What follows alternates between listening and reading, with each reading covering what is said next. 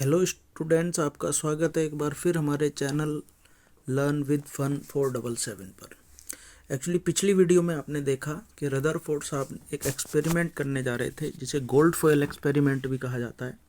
वहाँ पर हमारी वीडियो थोड़ी सी लंबी होने जा रही थी, इसलिए हमने वहाँ ब्रेक ले लिया था ताकि टॉपिक को अच्छे से समझाया जा सके, जिसमें कई सारे क्वेश्चंस पे हमने डिस्कशन किया था। जैसे ये पूछा जा सकता है कि उन्होंने गोल्ड फॉयल क्यों ली, अल्फा पार्टिकल क्या होते हैं, या उन्होंने क्या एक्सपेक्ट किया था। तो ये तीनों उनके आंसर्स हैं, आप इन्हें याद कर सकते हैं। 1 मार्क्स का तो आते ही आते हैं। साथ ही ये पूछा जा सकता है उन्होंने क्या ऑब्जर्वेशन क्या थी उनकी। तो उन्होंने देखा कि ज़्यादातर फास्ट मूविंग अल्फा पार्टिकल सीधे निकल गए, कुछ पार्टिकल डिफ्लेक्ट हो गए और सरप्राइजिंगली 12,000 पार्ट में से एक पार्टिकल वापस मुड़ गया। इसके लिए सेंसर्स वगैरह उन्होंने लगाए हुए थे दीवारों पे चारों तरफ। ये हमने पिछली वीडियो में बात की, उसे आप देख सकते हैं। हमने रदरफोर्ड साहब की भी बात की थी, क्या अचीवमेंट्स वगैरह की बात की थी। अब हम थोड़े से अपने एक्सपेरिमेंट को आगे बढ़ाते हैं। इस एक्सपेरिमेंट का रिजल्ट देख के जो रदरफोर्ड साहब हैं वो थोड़े सरप्राइज हुए। उन्हें लगा, उनके शब्दों में बात करें तो उन्होंने कहा भाई रिजल्ट कुछ ऐसा था जैसे एक 15 इंच शेल को, बुलेट को हम एक टिश्यू पेपर पे फायर करें और वो वापस हिटा के आपको ही हिट करे। ऐसा आपको टॉलीवुड की फिल्मों में तो देखने को मिलता है, लेकिन रियल में आप ऐसा नहीं देख सकते। अब उन्हें नींद नहीं आई, परेशान हो गए, डिस्टर्ब हो गए, तो सोचने लगे ऐसा कैसे हो सकता है। अगर जे थॉम्सन का मॉडल सही था और एक ये तरबूज वाला शेप है और उसमें रेड ईडेबल पार्ट जो है पॉजिटिव चार्ज स्फीयर है और ये जो बीज वाले हैं वो इलेक्ट्रॉन्स हैं, तो ये फिर ऐसा कैसे हो गया, ये एक रिजल्ट नहीं आना चाहिए। तो उन्होंने एक एग्जाम्पल से अपनी बात समझाने की कोशिश करी। उन्होंने कहा कि सोचो एक ओपन फील्ड है और उसमें वायरिंग हो रखी है फेंसिंग लोहे की तारों से, और एक अंधे बच्चे को या उसकी आंखों पे पट्टी बांध के हमने पत्थर मारने को कहा कि आप एक पत्थर मारिए और बताइए कौन सा पत्थर आपका हिट हुआ।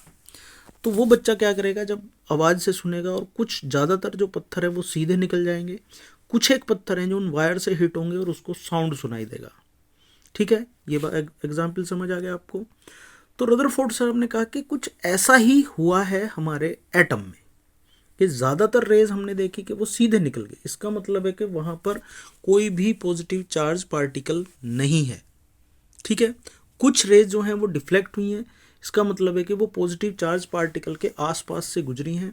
तो like charges repel each other. चूँकि हमारी अल्फा पार्टिकल रे भी पॉजिटिव है और प्रोटॉन्स भी पॉजिटिव हैं, तो वो हो गई। और कुछ जो थी वो रीबाउंड कर गई, मतलब वापस मुड़ गई। तो इससे उन्होंने एक नया निष्कर्ष निकाला, लेकिन उसकी बात करेंगे। पहले हम बताते हैं उनका क्या, उन्होंने कंक्लूजन क्या निकाला। उन्होंने 3 कंक्लूजन निकाले। ये कंक्लूजन एग्जाम में आ जाते हैं 3 मार्क्स के, तो इन्हें ध्यान से समझ लें। उन्होंने कहा कि most of the space inside the atom is empty, कि ज़्यादातर जो स्पेस है वो खाली है। आपने ये डायग्राम ध्यान से नहीं देखा, उन्होंने ये पूरे डायग्राम में एटम्स जो बनाए उसमें एक डॉट दिया हुआ है। इस डॉट को उन्होंने न्यूक्लियस कहा, और न्यूक्लियस में ही उन्होंने कहा कि प्रोटॉन्स है, बाकी जो सारा स्पेस है वो खाली है। ठीक है जी। क्योंकि अल्फा पार्टिकल जो है वो गोल्ड फॉयल के विदाउट गेटिंग डिफ्लेक्शन निकल गए, इसका मतलब है कि वहाँ पर कोई भी पॉजिटिव पार्टिकल नहीं।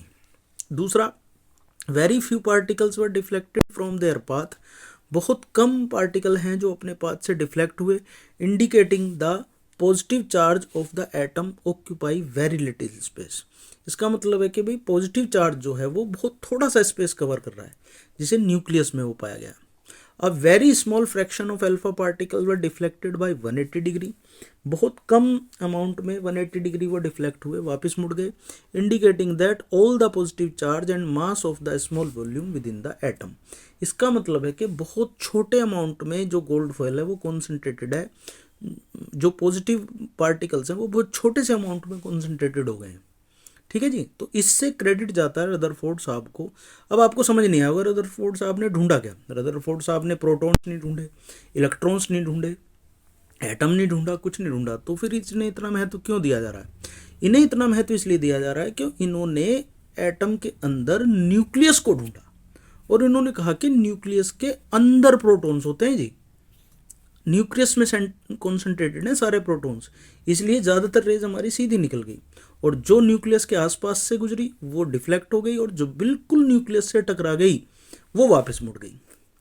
ठीक है, यही इन्होंने कहा।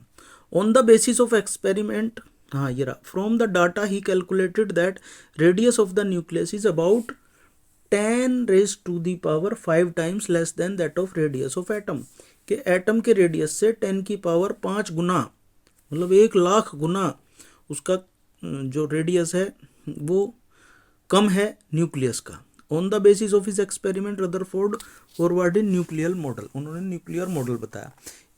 क्या बताया? मॉडल एग्जाम में पूछने को आ जाता है, nuclear model of an atom क्या था जी? रदरफोर्ड्स। तो सुनिए, उन्होंने कहा there is a positive charge centre in an atom called the nucleus, कि न्यूक्लियस के अंदर एक पॉजिटिव चार्ज सेंटर है जिसे न्यूक्लियस नाम दिया उन्होंने।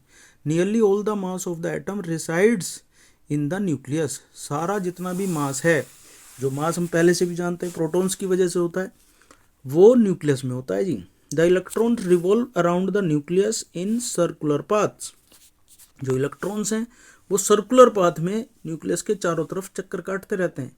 The size of the nucleus is very small as compare to size of the atom, और एटम के साइज के मुकाबले जो न्यूक्लियस का साइज है वो बहुत बहुत बहुत छोटा है।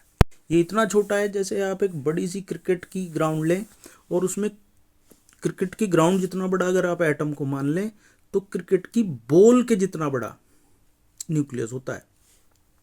तो ये काफ़ी कुछ उन्होंने सही बता दिया। ओके, अब फ्लो में क्या होता है, सारे साइंटिस्ट जो हैं वो गलत निकल जाते हैं, कहीं ना कहीं वो नो एंट्री में घुस जाते हैं। ऐसा ही कुछ डाल्टन साहब ने कहा, उन्होंने एटम को इनडिविजिबल पार्टिकल बता दिया, जबकि हमने देखा कि वही उसमें तो प्रोटॉन्स होते हैं, इलेक्ट्रॉन्स होते हैं, अभी तक इतना हम पढ़ चुके हैं, तो इनडिविजिबल तो नहीं हो सकता वो। फिर क्या नाम, जे थॉमसन साहब आए, उन्होंने पॉजिटिव स्फेयर बता दिया, और उसके अंदर जैसे तरबूज के अंदर बीज भरे होते हैं वो बता दिया, वो नो एंट्री में निकल गए। ठीक है जी। अब रदरफोर्ड साहब, ठीक है न्यूक्लियस होता है, उसमें प्रोटॉन्स होते हैं, सब कुछ ठीक है, लेकिन अगर न्यूक्लियस के चारों तरफ इलेक्ट्रॉन चक्कर काट रहे हैं, अब नो एंट्री में निकल गए वो, इलेक्ट्रॉन का जिक्र करने की क्या ज़रूरत है? जब आपने अपनी फाइंडिंग में प्रोटॉन्स को पाया है, प्रोटॉन्स की बात करी है, न्यूक्लियस की बात करी है, तो आप इलेक्ट्रॉन की बात कर ही क्यों रहे हो भाई? अब ये कह रहे हैं जी electrons revolve around the nucleus in circular path, के सर्कुलर पाथ में जो इलेक्ट्रॉन है वो चक्कर काट रहे होते हैं। अब यही इनकी ड्रॉबैक बन गई। अब ये ड्रॉबैक समझिए, drawback of Rutherford's model of an atom, the revolution of electron in a circular orbit is not expected to be stable. अगर इलेक्ट्रॉन्स जो हैं वो सर्कुलर पाथ में चक्कर काटेंगे तो जो हमारा वो है स्टेबल नहीं रह जाएगा एलिमेंट जो है। Any particle in a circular orbit would undergo acceleration, जब कोई भी हम पार्टिकल जो है वो घूमता है तो उसमें एक एस्लेशन होता है। During acceleration charge particle would radiate energy, acceleration के दौरान चार्ज पार्टिकल जो हैं वो एनर्जी रेडिएट करते हैं। दस the revolving electron would lose energy, और इस तरह से रिवॉल्विंग इलेक्ट्रॉन जो हैं वो एनर्जी लूज करते हैं, and finally fall into the nucleus, और न्यूक्लियस पे गिर जाएंगे। इफ दिस वर सो, यदि ऐसा है तो atom should be highly unstable, तो सारे एटम्स जो हैं वो हाईली अनस्टेबल हो जाएंगे, and hence matter would not exist in the form that we know, और कोई भी मैटर उस तरीके से एग्जिस्ट नहीं कर पाएगा जैसा हम उन्हें आज देखते हैं। ठीक है जी। We know that atoms are quite stable, और हम तो जानते हैं कि जी मैटर जो हैं वो सारे स्टेबल होते हैं। तो इस तरीके से यहाँ से जो रदरफोर्ड साहब हैं उन्होंने बहुत अच्छी डिस्कवरी करी, न्यूक्लियस ढूंढने का क्रेडिट उनको जाता है, प्रोटॉन्स उसके अंदर होते हैं, इस बात से भी हम सहमत हैं, सब कुछ ठीक है, नोबेल प्राइज़ भी मिलेगा, सब कुछ हो गया क्लियर। लेकिन एक नो एंट्री में घुसने की वजह से उन्होंने एक और साइंटिस्ट को मौका दे दिया, और यहाँ से एंट्री होती है बोर साहब की। नील बोर साहब का मॉडल हम स्टडी करने वाले हैं। नील बोर साहब ने इस गलती को सुधारा और उन्होंने 4 बातें बताई।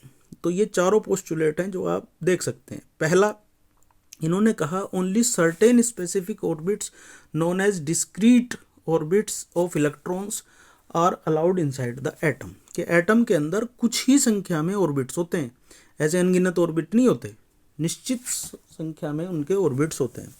दूसरा, while revolving in discrete orbits the electron do not radiate energy, और जब इन डिस्क्रीट ऑर्बिट्स में ये चक्कर काटते हैं तो ये एनर्जी रेडिएट नहीं करते।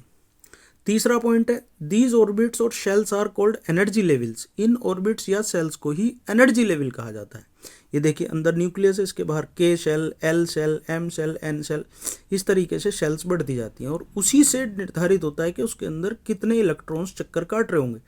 जैसे सबसे अंदर वाली जो शेल है के शेल, इसके अंदर चूंकि N1 कहा गया, इसके लिए फॉर्मूला यहाँ पर दिया गया है, आप देखेंगे तो ये है 2n स्क्वायर, मतलब इस n की जगह पे आपको 1 रखना है, तो 2 इंटू 1 का स्क्वायर यानी कि 2, सबसे अंदर वाली शेल में 2 इलेक्ट्रॉन्स चक्कर काटेंगे।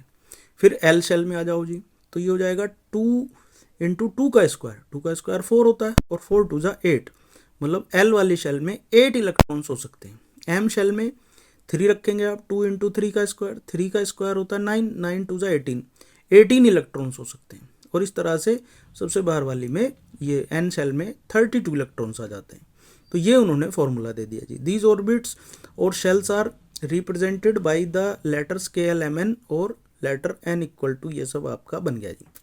ठीक है जी। Maximum number of electrons that can be accommodated outermost cell is 8.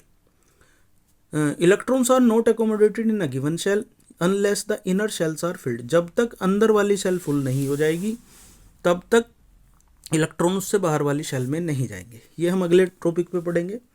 फिलहाल यहाँ पर कुछ सवाल्स आ गए, कुछ क्वेश्चंस आ गए, ये हम देख लेते हैं।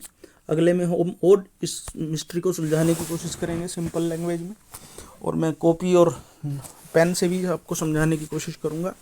बोर्ड पे भी कोशिश करेंगे, हम इस तरह की मिस्ट्री को सुलझाएंगे। बड़ा इजी आपके लिए टॉपिक अभी ये होने वाला है। On the basis of Thomson's model of an atom explain how the atoms is neutral as a whole. तो थॉमसन ने पहला ही अपना पोस्टुलेट ये दिया था जी, पॉजिटिव होते हैं, नेगेटिव होते हैं, दोनों संख्या में बराबर होते हैं और इस तरह से एटम जो है एज अ होल न्यूट्रल हो जाता है। On the basis of Rutherford's model of an atom, which subatomic particle is present in the nucleus of an atom? ये हम एक्सपेक्ट करेंगे कि आप इसका आंसर दें। बड़ा सिंपल आंसर है, नहीं समझ आ रहा वीडियो दोबारा देख लीजिए, अदरवाइज तो चैप्टर पढ़ के आप 1 वर्ड आंसर है इसका, आप आंसर देंगे। Draw a sketch of Bohr's model of an atom with 3 shells. यहाँ 4 शेल का एक डायग्राम दिया गया है, आप 3 शेल का डायग्राम बनाने को कहा गया है। What do you think would be the observation if the alpha particle scattering experiment is carried out using a foil of metal other than gold? अगर गोल्ड से अलग कोई और मेटल का इस्तेमाल किया जाता, क्योंकि उसकी उतनी बारीक लेयर नहीं बन पाती, तो उतने अच्छे रिजल्ट्स आने की संभावना नहीं थी। ठीक है जी। और इसी स्टडी को आगे बढ़ाते हैं हमारे, अब नील बोर साहब ने क्या करा जी, हमारे रदरफोर्ड साहब की जो डिस्कवरी थी उसको थोड़ा झुटला दिया। तो रदरफोर्ड साहब के एक स्टूडेंट हुए हैं जेम्स चैडविक। 1932 में उन्होंने बताया, James Chadwick discovered another sub atomic particle which had no charge and a mass nearly equal to that of proton. Proton के बराबर ही चार्ज थे, प्रोटॉन के बराबर ही उसका मास था और उस पर कोई चार्ज नहीं था। It was eventually named as neutron, और इसे उन्होंने नाम दिया न्यूट्रॉन का। Neutrons are present in the nucleus of all atoms, सभी एटम्स में होता है एक्सेप्ट हाइड्रोजन, हाइड्रोजन में नहीं होता। In general a neutron is represented by small N. The mass of an atom is therefore given the sum of the masses of protons and neutrons present in the nucleus. तो एक nucleus के अंदर proton और neutrons होते हैं, और इसलिए जितना भी मास एक ऑब्जेक्ट एटम का होता है वो प्रोटॉन और न्यूट्रॉन को प्लस करके आता है। ठीक है जी। अब यहाँ एक सवाल और आ गया है, name the 3 atomic particles of an atom. 3 atomic particle जो हैं उनके नाम आप कमेंट बॉक्स में बता सकते हैं, बिल्कुल बुरा नहीं मानेंगे। Helium atoms has an atomic mass 4u and 2 protons in is nucleus. 2 protons हैं और 4u उसका मास है, तो 4 से 2 माइनस कर दो। How many neutrons does it have? 2 neutrons हैं उसमें भाई, 4 से 4 टोटल हैं, इसमें प्रोटॉन होते हैं और न्यूट्रॉन होते हैं, तो प्रोटॉन 2 हैं, तो 4 से 2 माइनस करेंगे तो 2 ही तो न्यूट्रॉन बचे। ठीक है, ये आपको समझ आ गया। अब मैं चाहूँगा कि ज़्यादा लंबी ना वीडियो बना के यहीं एक ब्रेक लेते हैं, अगला पार्ट आएगा। ठीक है जी। और हमारा सुझाव है कि आप प्लीज़ इस वीडियो को शेयर करें, लाइक करें और हमारे चैनल को सब्सक्राइब करें। हमारा डाटा कह रहा है कि जी 55% बच्चे अभी भी सब्सक्राइब नहीं कर रहे हैं चैनल को, तो हमें पता चलना चाहिए किन किन तक हमारी वीडियो पहुँच पा रही है और किस किस को ये पसंद आ रही है। आपसे रिक्वेस्ट है, प्लीज़ चैनल को सब्सक्राइब करें और शेयर करें अपने दोस्तों के साथ। मिलते हैं अगली वीडियो में। Till then take care.